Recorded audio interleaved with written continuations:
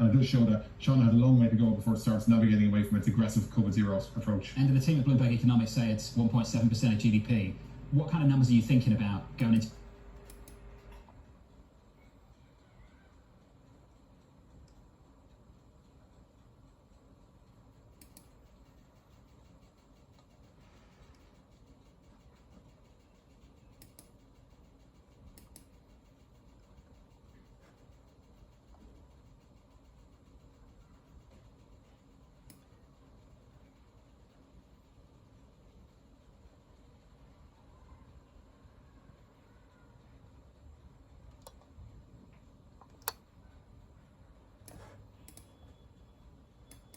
Year end now, just in terms of GDP growth and for that matter into next year?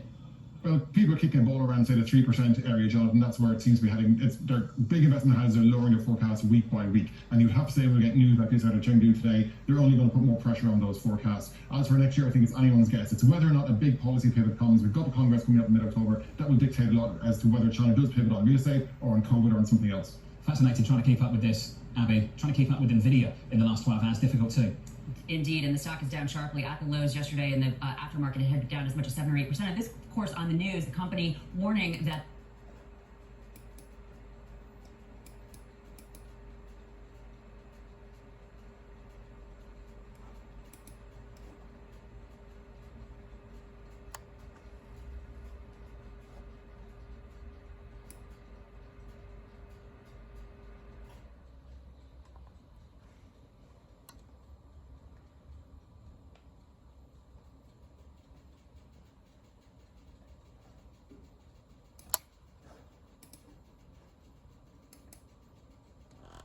they could be vulnerable to losing about $400 million of revenue, as the U.S. is now requiring them to have 2 different AI chips basically approved before exporting them to China.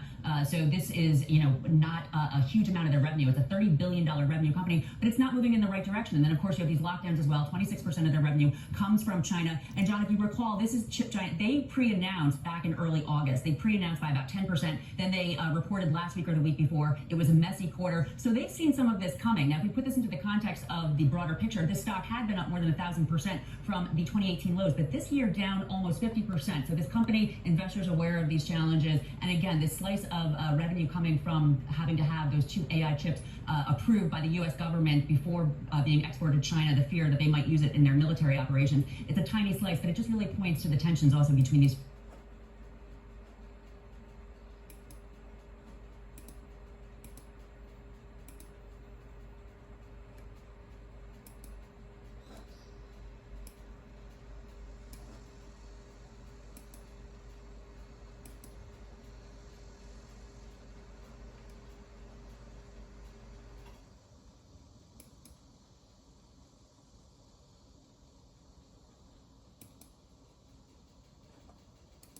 Two governments. Tensions in a big way. Abby, thank you. I'm going to do it all there. And of course, end of Karen too. This report came out yesterday evening from the UN. I want to share some of it with you. That China committed, quote, serious human rights. Whether or not a big policy pivot comes, we've got the Congress coming up in mid-October. That will dictate a lot as to whether China does pivot on real estate or on COVID or on something else. Fascinating trying to keep up with this, Abby. Trying to keep up. Aaron speaks to the idea that China is of this COVID-0 also undergoing fairly strict. What kind of numbers are you thinking about going into? Determined, it's not letting go yet of this COVID-0 strategy.